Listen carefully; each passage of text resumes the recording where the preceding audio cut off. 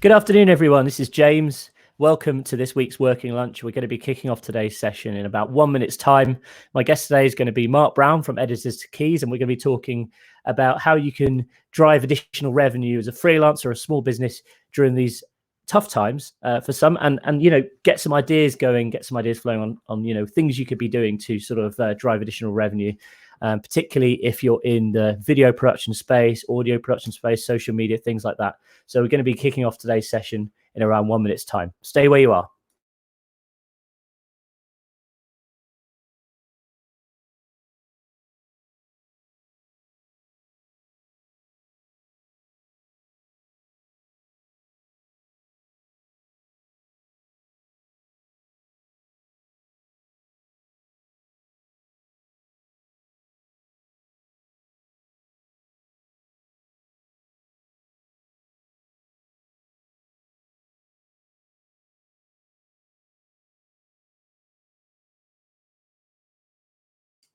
Welcome to Working Lunch. We're going to be kicking off today's session in around 30 seconds time. So stay where you are.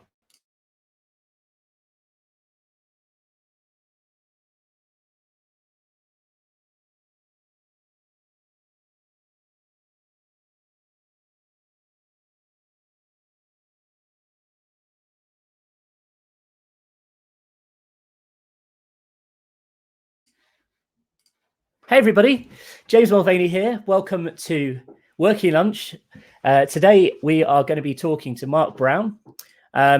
If you're new to Working Lunch, each and every Wednesday at midday, we talk to a different guest and we discuss 3 actionable strategies that you can implement immediately to assist growing your business, growing your team, or growing your audience.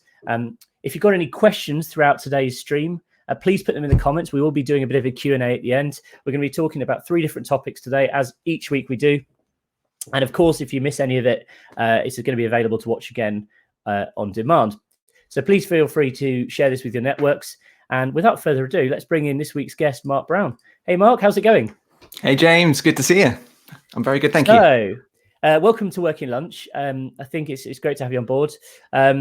First of all, just for those of you who don't know, just give you a bit of a background about what you do and talk a bit about what services you offer at Editors Keys and the products you've got. Yeah, so I'm Mark Brown, the company director of Editors Keys, and we essentially produce these color-coded shortcut keyboards. So if you edit video, if you make music or design, we have these color-coded keyboards that help you really speed up your editing process. And then under the Studio Series brand, we've also got a range of USB microphones, one of which I'm using here, portable vocal booths and recording equipment. So if you're any kind of creator, or even if you're a small business looking to put out content in the future, then check out some of the gear, definitely. Cool. So how long have you been doing that now? I think your sort of backstory is quite interesting, how you got into it. Yeah, so it's been going since about 2005. I actually started working freelance in television. I used to work on shows like Jeremy Kyle and Trisha and Jerry Springer, all of the kind of talk shows. So I was always into media. I did media production at uni. And when I was there, after I left, I wanted to start my own little production company. And I sort of saved up everything I could to get the PC, the monitor, all the stuff. And the last thing I wanted was a kind of a shortcut keyboard, because I'd seen them in these TV studios. But at the time, they were only available for kind of like £300 or £400. They were like these big, bulky, expensive things. And I thought there's got to be a way you can transform your own PC keyboard or Mac keyboard. And essentially there wasn't. So me and a friend designed these little plastic veneer stickers that you could put onto your own keyboard, essentially. So it all started from a hobby, started on eBay. And then it sort of grew from there. We actually went into designing our own actual physical keyboards. And now we sort of sell those into the BBC, ITV, and sort of companies all across the world. And you've got a fantastic YouTube channel. We recently recorded some videos at your office before all this kicked off, which we talked all about podcasting. And I think actually, you're really kind of keen on content strategy. So how's that been working for you? Yeah, really, really well. I mean, we've had the YouTube channel for many years now, but I'd probably say it's over the last year or two that we've really been taking video strategy seriously. I think as a company that makes stuff for video editors. It was getting to the point where I thought, this is crazy that we're not doing much video content ourselves. So I've just been diving into it so deeply. As you mentioned, you were on the channel for 5 episodes of how to create a podcast and all those tips, which is definitely worth watching. But we've been using it, to promote the business, but also to build up a kind of community around the things that we do. And we've seen in doing that, you can build a great community, but it can also help grow your business as well. And it doesn't need to be promoting your stuff 24/7. It can be just about your industry and niche. And it's been really working well. And I think it's quite an interesting sort of, that leads on nicely to sort of today's topic, where we want to talk about like how you can, if you're a freelancer, I think a lot of your customers are freelancers. There's obviously a lot of people who work in the industries that you serve, you know, video producers, people who work in audio production, editing, podcast editing, music production, that sort of stuff. And also sort of singer-songwriters. There's a lot of people who are really struggling at the moment because suddenly the world's really been turned upside down in a very short space of time. A lot of freelancers are in a position where perhaps the contracts that they had, they're not getting as much revenue in. People are sort of being a bit more wary because of the economy is taking a big downturn. So I was kind of keen to get some ideas flowing today of how, if you're a freelancer, with these kind of skill sets, what can we do to sort of help increase the number of clients we're taking on board? I think let's kick things off with the idea of sort of YouTube video marketing and how you can advertise on YouTube, because I think that's really an interesting topic. Yeah. So I'd say, I've spoke to a lot of freelancers on this, and I know people who have lost the entire year's worth of work that they had penciled into their calendar. So it's like a really hard time for a lot of freelancers out there, especially if you are like a video creator or photographer. I know wedding photographers, obviously every wedding has been cancelled.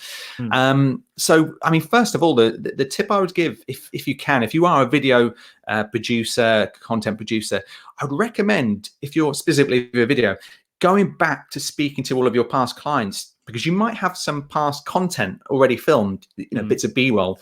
And with a lot of these businesses like restaurants and bars that are closed down, obviously, you're not going to be able to go in and film or create massively great new adverts for them.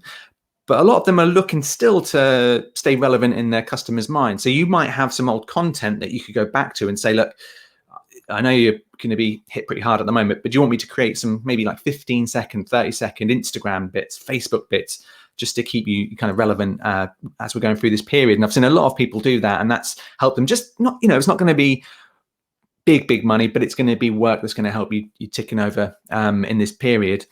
I mean, the second thing, I think, especially when it comes to YouTube and sort of advertising, is you can really use this time to, I think, start practicing and growing like a YouTube strategy, a YouTube content. Because I know a lot of people don't have a lot of time for it, where, we've all got loads of time now. So there's not really many excuses not to start. But in terms of even ads, my sister-in-law, a great sort of an example of this. We filmed her kind of fairly recently doing some exercise regimes, as she's a personal trainer. And what we did, just so that when coronavirus is sort of hopefully out of the way in a few months' time, she can start building up some more clients. We did kind of like a really targeted campaign. She's down in Chichester, and we actually did this on YouTube and Facebook, and kind of just created little 15-30-second videos. And they all started with, are you in Chichester and looking to get fit? So, and then we just really specifically targeted to her area of Chichester and put those out on YouTube and on Facebook. And I think I was surprised by the results, but she spent about £2 and had 10 inquiries, which is pretty insane. We don't get that kind of return even here. And it was just because it was so specific. It was, if you're in Chichester, target people who were members of Weight Watchers groups, of things that would show you're actively interested in potentially losing weight or getting fit. And it's done really, really well. A lot of people saying, as soon as this is over, I want to be out of the house. Or could you even live stream? She's got one who wants to live stream. Specifically, this was on using YouTube ads? This was the more success, if I'm honest, came from Facebook, but we did do it on YouTube ads as well. People who are searching for exercises to do at home, and then just target the area of Chichester. But the Facebook one seemed to work better, I think, because you can just directly message and drop a private message in rather than maybe a public comment.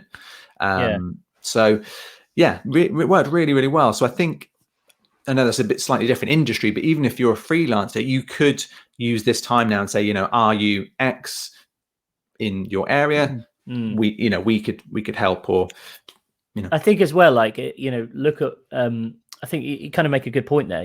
So you've got to sort of think outside the box at the moment. If you're a freelancer and you've got the capability of producing video ads, perhaps you can take some footage that someone's shot on their iPhone and make it look a lot better, versus just running the kind of like raw iPhone footage as an advert, which might have some results, it might not. But if you can add some graphics over the top, titles, you can edit it to music, and make a more of a polished performance. Ultimately, that's going to be of greater value, I think, to say someone like a personal trainer or a fitness instructor, and there is a big opportunity there at the moment to sort of teach people from home. Same thing, I think, like there's loads of industries which are relevant, like diet, for example, dietitians.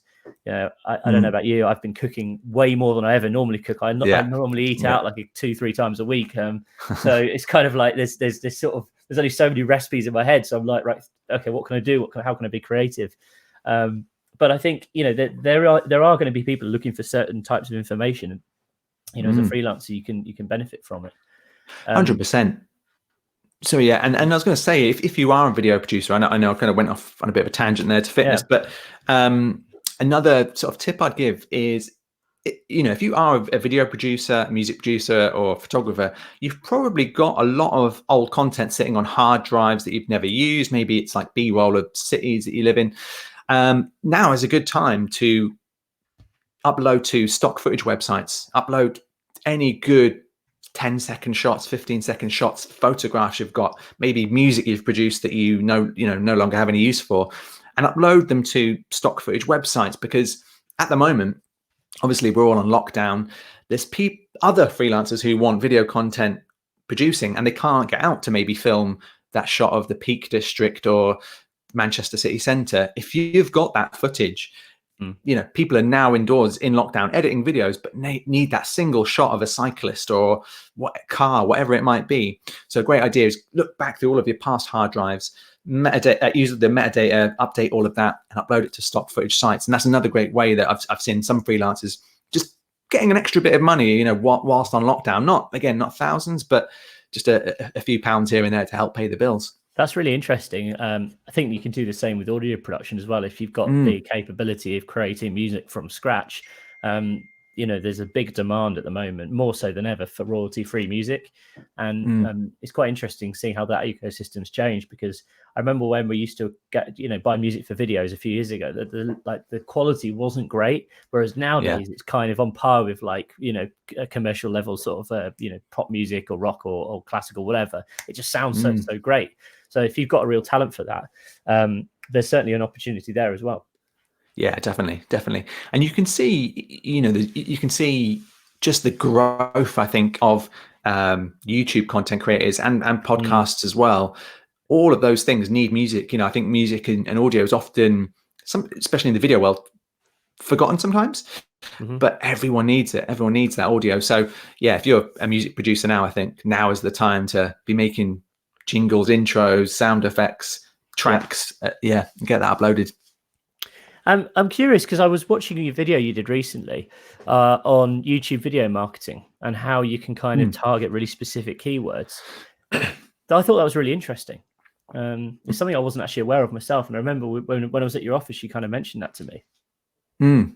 So yeah, there's it's actually fantastic how deep you can target down. Each platform seems to work a little bit differently. So there is a little learning curve between, say, Facebook and YouTube and even LinkedIn and Instagram. Yeah. But what you can do, what I've been getting into recently in terms of YouTube, if we start there, is with YouTube, you can actually target a video, one of those little pre-roll 15, 30-second ads at the start of a video.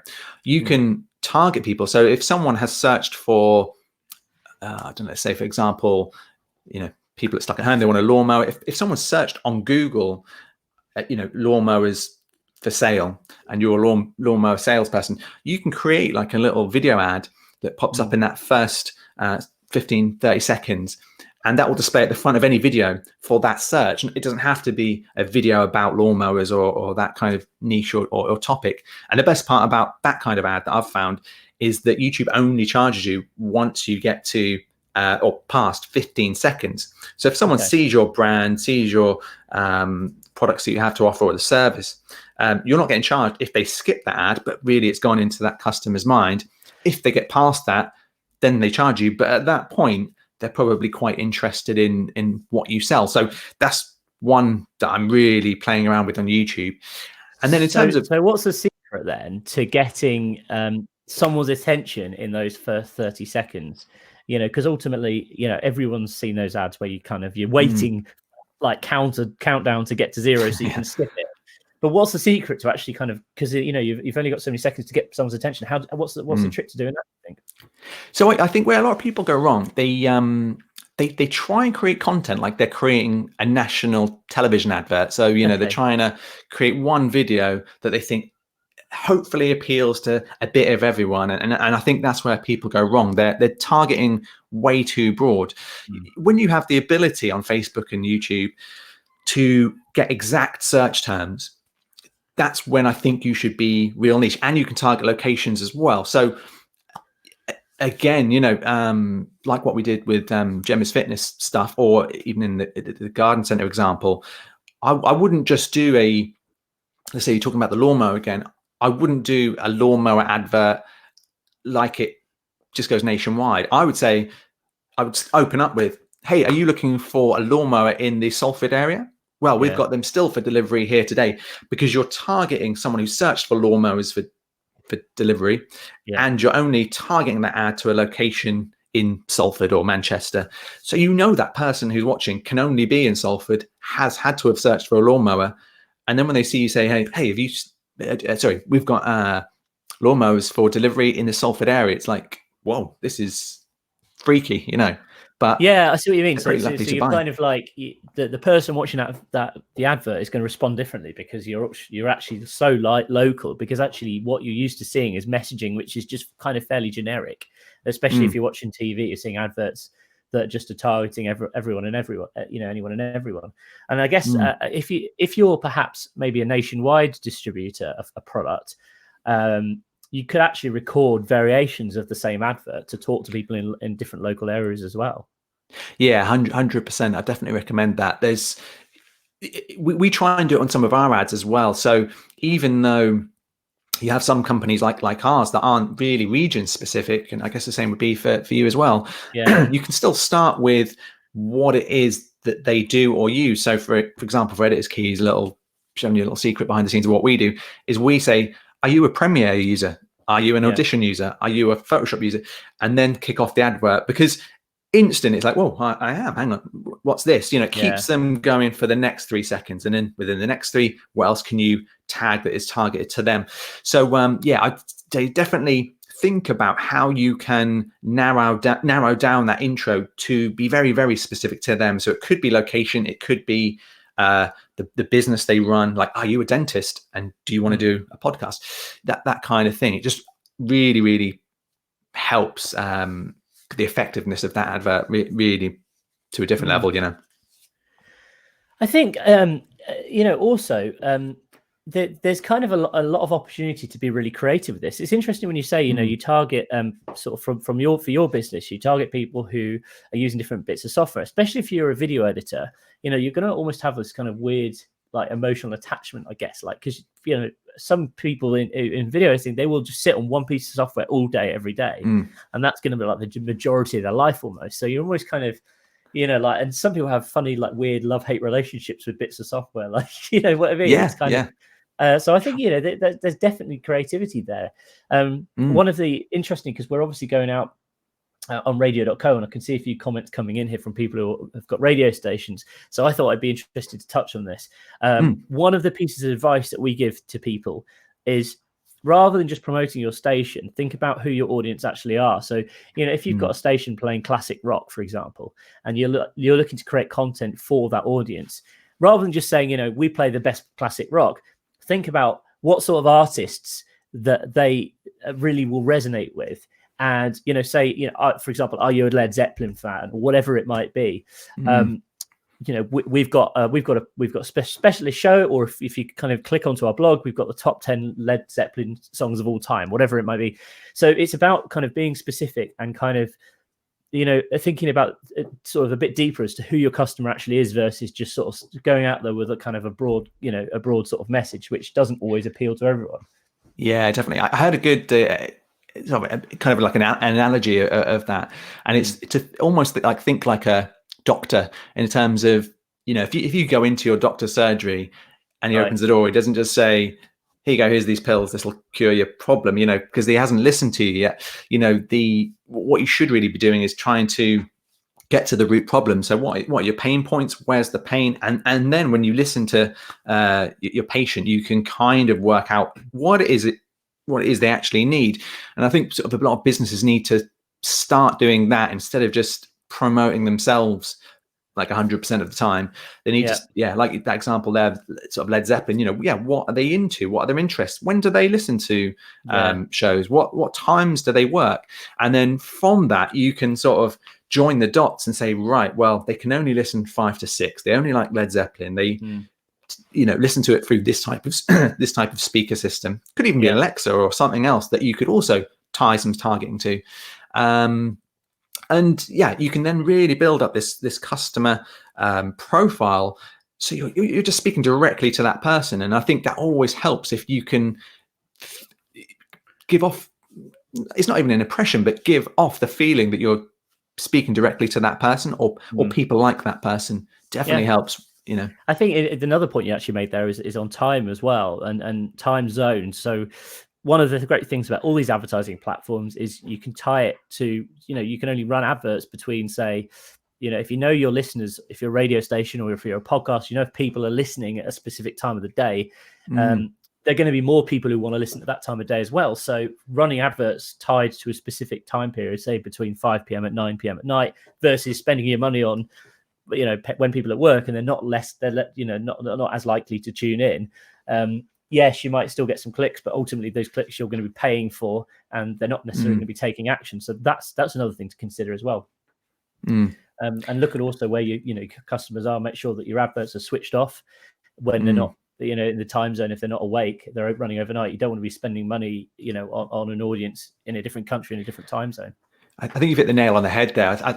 I bet there'll be a lot of people watching this now who have tried Facebook ads before, or YouTube ads, or any types of advertising, and just thought it doesn't work. It's not for me. But usually, kind of what you've just explained there is usually the problem, where it's sort of it's too broad for one, and so of course you're going to waste money, because you might be hitting 9 out of 10 people who don't really like rock and roll, or they don't like Zeppelin, or they're asleep at the time you put out the ad. So that money has just been wasted and wasted. So you really want to get that audience down as narrow as you can. And I've spoke to someone else. I was helping a guy before set up some ads, and on sort of Facebook or YouTube, where it sort of says the audience is 1 million, then it goes down to 30,000 and then 10. And he's like, well, I want more people to see it though. And I'm like, yeah, but more isn't always better. More targeted 100%. Niche works better a lot of the time. Yeah, cool. And you're getting more value, more bang for your buck, getting more value per click than you would if you're targeting millions of people who aren't necessarily going to be that targeted. Okay, so just to kind of actually briefly interrupt there, if anyone's got any questions for Mark or myself, please put them in the comments, and we'd love to take some of your questions at the end of this chat. So put them in the comments. We're going out on LinkedIn, Facebook, we're going out on LinkedIn, radio.co, YouTube, and also my own YouTube as well. So we're monitoring the comments. If you've got any questions, please put them in. So just to kind of kick off with our final topic then, social media. What can freelancers be doing on social media to generate revenue? Right. So I think now is a good time to really revisit your social media pages, because we've all done it. We kind of create a page 3 or 4 years ago. We don't really update it. And then when you actually take a step back and you revisit that page, you might notice that some of the videos you've got up, some of the examples of your work are actually not your best. They might have been good 3 or 4 years ago, but times have changed, or you've just done better videos. You've done better content. You've done whatever it is, you might have a better client list that looks better in terms of the names that you've worked for. So I would really recommend revisiting your LinkedIn pages and updating those, because when you do that as well, LinkedIn sends out a little ping to everyone saying, Mark or James have just updated their profile, and it sort of gets a little bit of interest. So I would definitely recommend doing that, just having a little bit of a cleanup first. And then probably what I do is, especially on, like your YouTubes and your Facebook, use that as well to create content. Long form content does pretty well on Facebook. So again, in the same way that you would maybe create content for a podcast or a YouTube video, is there some sort of written content you could do for Facebook? I think it's a great way to actually get engagement. And if you can then possibly create that into a video. And then the great thing about videos on places like Facebook is you can actually retarget those with ads if you want to do ads in the future. And you can say, target this ad to people who have watched at least 50% of this video we've done in the past. So it can always set you up as well for a future audience that you might want to. I think you touched on a really interesting point there, because actually I only found out about this maybe sort of 6 months ago, the fact that you can target people who have watched a percentage of your videos.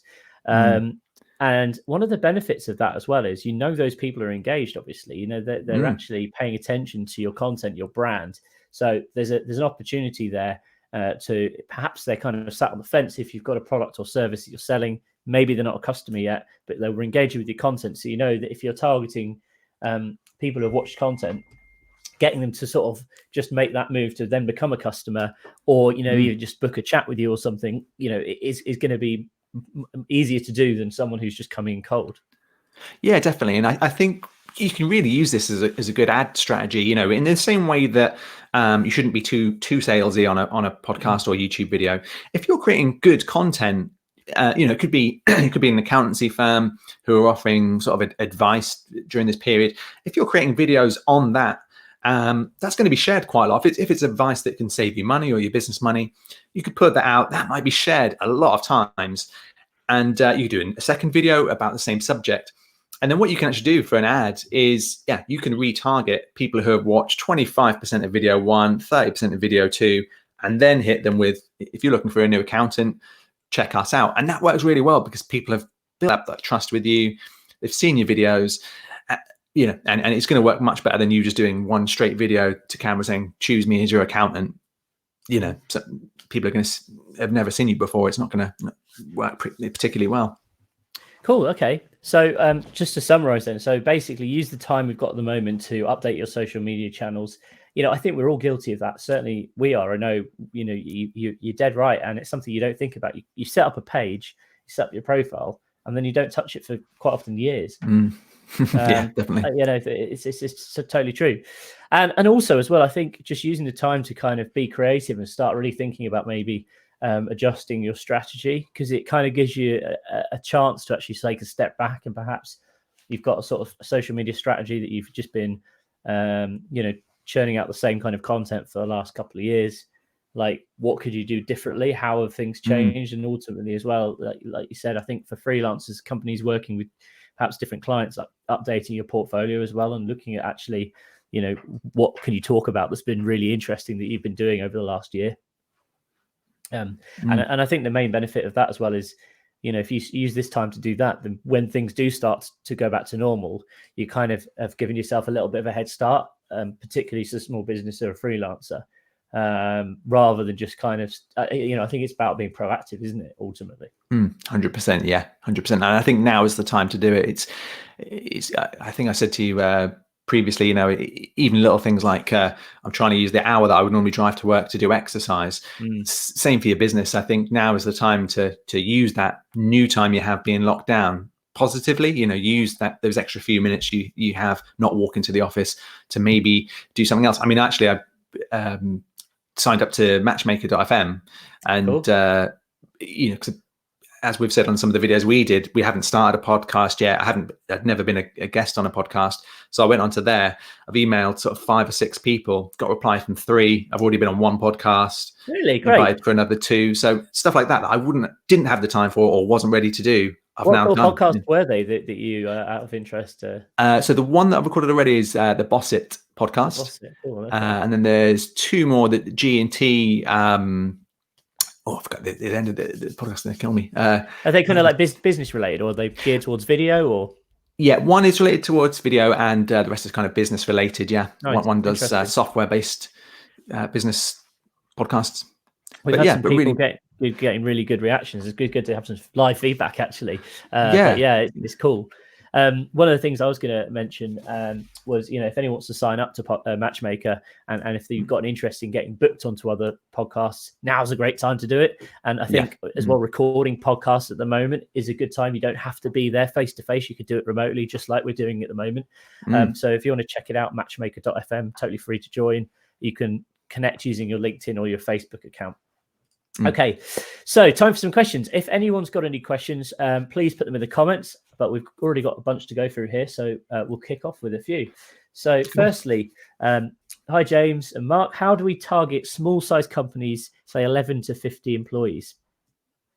So there's a number of ways you can do this. It'd be good to know what they do, but there's a few different ways. One is, this only works, to be honest, if they are not in a packed city centre, but you can actually target on location based. So if you're lucky enough to be in like a smaller town or village where things are a bit more spaced out, you can actually drop a pin and then shrink the area that ad will show, and then use a couple of more key metrics. So you could target just around this sort of store. It'll probably go within, just under 1/4 mile, which is still quite a large space. But then you can target down to people who have interest in. So, if they're, I'm trying to think, bakery or something, bakery, someone who shows interest in Master Chef or bakery, or so you can really tailor it down. It takes a little bit of thinking, but just jot down who they are, and then of course. On that level, you probably get a few people who might see the advert, but at least they're all around that store. So it could be that someone who goes into the store says, "Oh, I saw this advert about this thing. I think that'd be interesting for you." They might tag that person in. So it's not always bad. But that's the way I'll do it. I'd kind of use geolocation tags, which you can do on YouTube, Facebook, or even Instagram, and then try and target it down more to the company that you're trying to target. I think LinkedIn, you can still target based on the company they work for. They keep moving it around. They took it off for a while, they put it back on. Sometimes you can target on employer on some networks. I mean, one of the points I was going to make to address that question actually is, if you don't want to spend on advertising, LinkedIn is okay, you're going to have to put the legwork in. You can either pay for a premium LinkedIn subscription. They have something called Sales Navigator, which allows you to be really specific about who your search is. But then if you click on someone's profile and then click on the company on their profile, it normally says how many users or employees of that company are connected to it. So you can immediately see, for example, how many people on LinkedIn are working for that company. And that kind of gives you an indication, like if it's a smaller company and, it says there's maybe 10 employees, the chances are, there might be a few people who aren't on LinkedIn who are working for that company. But if you can see it says, 400, obviously that company is going to be way out of your sort of target demographic. So I think that's a really good way. And then of course, just browsing company profiles on LinkedIn, you can see. But as I say, if you're willing to spend some money, Sales Navigator, I think it costs like a $50 or $80 a month. As part of one of the higher tier LinkedIn plans. Well, one little tactic actually that I tried, and this is on Instagram. Again, if you're trying to target specifically people and you know who they are, as long as you're not being too salesy, I wouldn't be too spammy on this. But I actually recorded it. It was for a music store. I just DM'd the person and then did a video message like, hey Jim, just wondering if we could talk to you sometime about this. I love your Instagram profile. Maybe there's something we can do here. And because it was a video message, it's a bit harder to ignore. And I wasn't trying to oversell anyway. So I think do that one as long as you're not being just a direct sale video message. But if it's something you can do personable, maybe try that as well for free. It definitely breaks through the noise, doesn't it? Interestingly, I know on LinkedIn you can also send audio messages, and I've never done this. But I've had quite a few people where I've sent them a message and they've replied to me. Yeah, and I think you have to do it on your mobile device. I don't think you can do it on desktop, but you can reply via a voice clip like you can on WhatsApp. And of course, that gets your attention because you actually have to, you're like, what is this? And press play, you actually listen to it. And I think perhaps, it's easier to sort of command someone's attention by doing that versus just sending them a blurb of text that they can easily just ignore. Definitely. Because I don't know about you, but my LinkedIn messenger box is turning into like a spam box of just every message seems to start with, have you considered X? It's like everyone's got the same script at the moment. So I think anything you can do to be different, and I'm not getting very many voice clips or video clips sent to me. So yeah, that would really catch my eye, definitely. Cool. Got a couple of questions from Angus Millen, who actually I interviewed on the last episode of Create, Reach, Inspire. He said he's loving this live interview idea, James. I'd love to know how you set this up on LinkedIn, as well as very ahead of the curve and very innovative. And also, how much do we need to invest in kit to be able to film, record, and edit podcasts? So I maybe, if I could handle that first question, and then Mark, do you want to handle the second? So in terms of going live on LinkedIn, it's still something that's a kind of by invite or request only. So they're running it as a beta. It's been in beta for about a year and a bit. Interestingly, it's not that easy to get on. I applied 3 times before I finally got granted access. And I think I started applying like October last year, and I finally got access in February. So if you Google like LinkedIn Live beta, there's an application form you can fill out. But as I say, it's one of these things you're kind of at the mercy of the big corporate gods. So you have no idea really, like if your application's being reviewed or not. As I say, for me, it was third time lucky, but and it took months before I could get it. But if you can get on, it's worth doing. I think interestingly, they've had this live streaming functionality on a lot of the other platforms for some years now, but it's kind of associated with a lot of like people streaming live video games and that sort of stuff. Whereas on LinkedIn, you're exposing yourself to a totally different audience.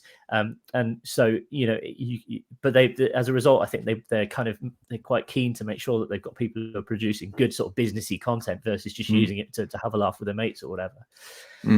So in terms of equipment, obviously Editors Keys, I know you've got lots of stuff on offer. What's your opinion on that? How much should someone be investing if they're sort of taking it seriously?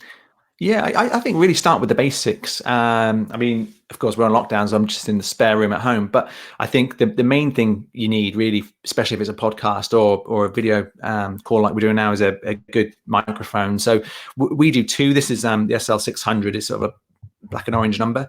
That's £200, but we do one for 100 as well.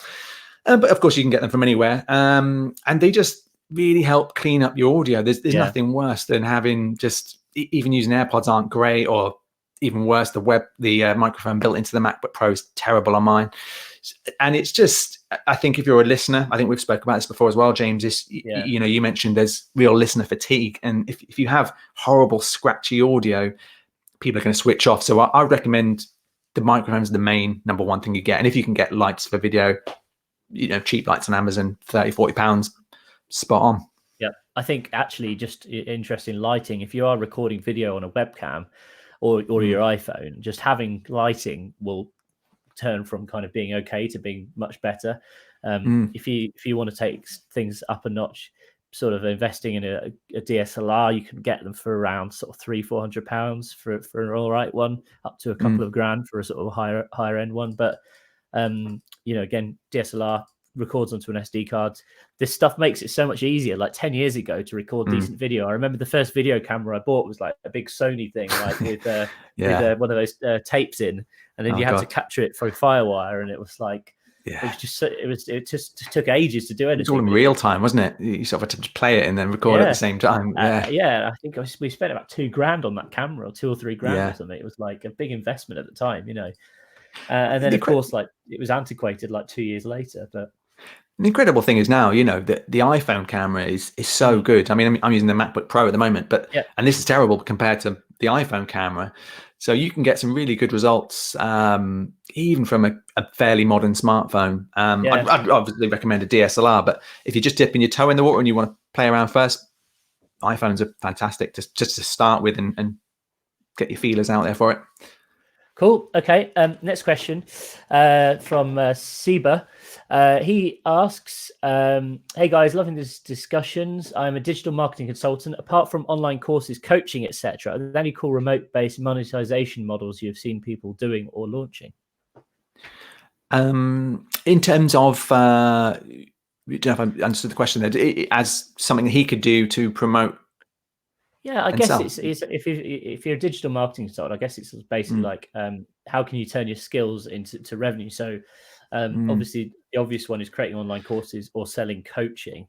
But what else could you do? I mean, I think the main thing is, like, from my perspective, is think about what products you can create, which are not necessarily information based, but maybe reacting to a problem within the market that you've identified based on your skill set.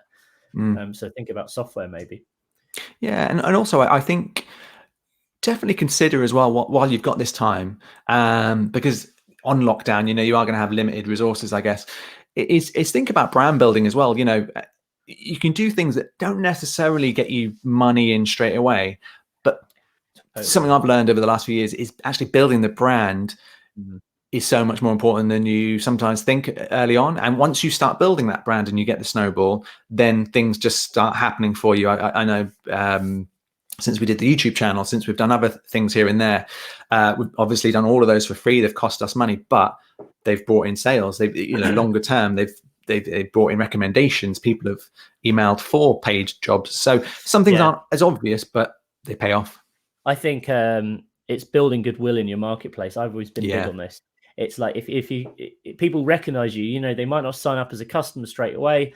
And in fact, we have customers who will sign up with competitors sometimes, realize that they're awful, that they have non-existing customer support, and then come back to us because they remember us. Now, if we hadn't spent so much time and energy kind of investing in building the brand, the chances are they may have forgotten about us. They wouldn't know necessarily to come back. And I think, sometimes that can be really valuable, the branding thing. But then, of course, the goal of the nature ultimately is you get people on board from the get-go, because they can see so much value in what you're delivering. They think, okay, I want to sign up with this company, I want to buy their products, whatever it might be. But I think it's a really good tool for sort of customer retention, and also for getting customers to keep coming back as well. If you do lose a customer, making sure that they return to you at some point. And I think one thing Zeba could do at the moment as well is, in this moment in time, everyone is struggling. So if they can do something small for maybe an existing client or a new client, it doesn't take them long, 10, 15 minutes, an hour, but it gets them results, then that's going to help that client then say, well, hang on, if you can do this in like a day, let's sign you up for an ongoing monthly recurring payment, to do some more marketing for us. Sort of, using the extra time to over deliver almost for new clients, to make sure that, you're really showing people that, they're great. Okay. So a couple more questions just to sort of wrap up. Any advice for video thumbnails? Video thumbnails. Yeah. So this is something I'm constantly playing around with, actually, because I don't like them to be too clickbaity, but what I'm learning is clickbaity definitely plays a good role in getting someone to click. There's a couple of tools I use. One is called Morning Fame, and I use a couple called TubeBuddy. And sometimes what they help you to do, and you can do this on YouTube anyway, but if you type in maybe the title you've got in mind for your video, one thing we used to do, but these apps help, is download the top 10 thumbnails that are showing up in the results for your kind of key title, and then put them in like a YouTube Photoshop A4 sheet, and just look at them, and the one that you've got, drag that in and think, does this really stand out? There's some tips. What I'd find is having the text to the left as opposed to the right always seems to help, because if you do it to the right, you get the little kind of 4K markers and the time at the top. Sometimes the text gets covered up once it's on YouTube.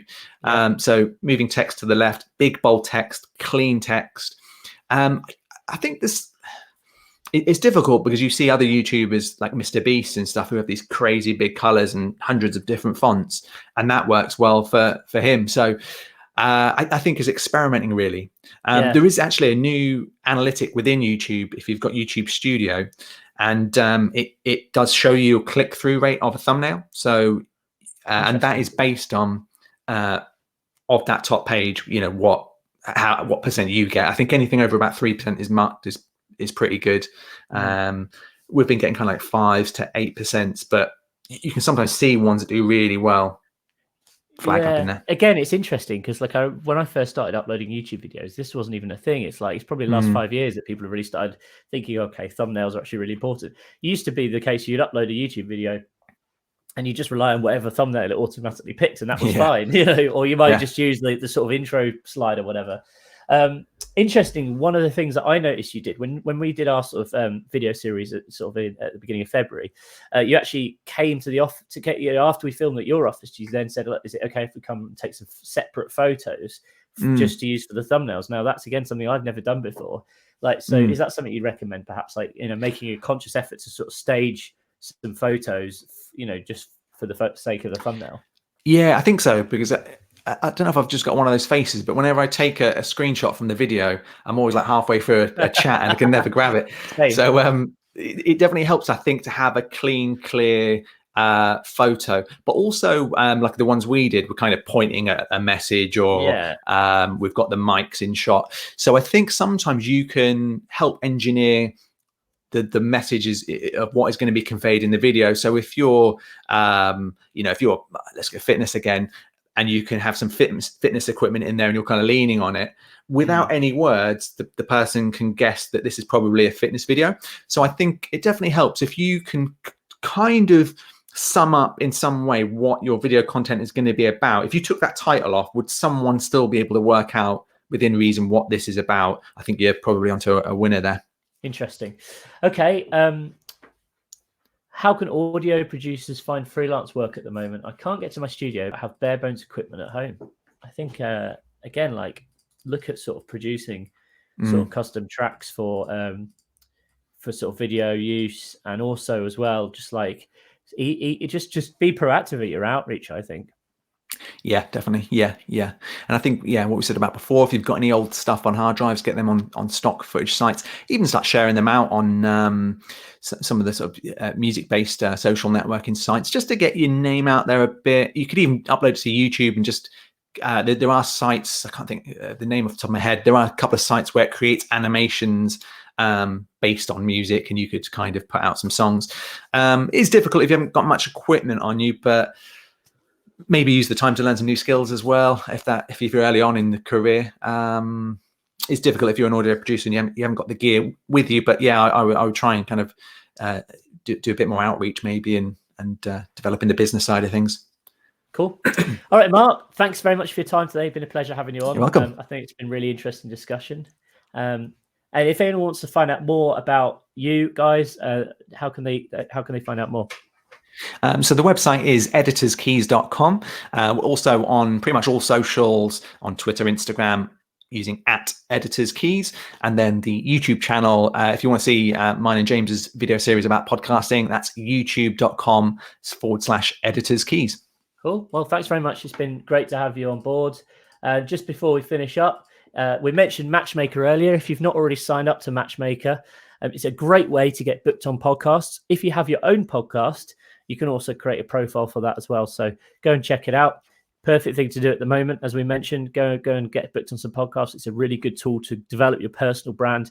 If you're a radio station or if you've got your own podcast, fantastic promotion tool for that as well. So thanks very much for Mark for joining me for Working Lunch Day. We'll be back next Wednesday for another session. Take care.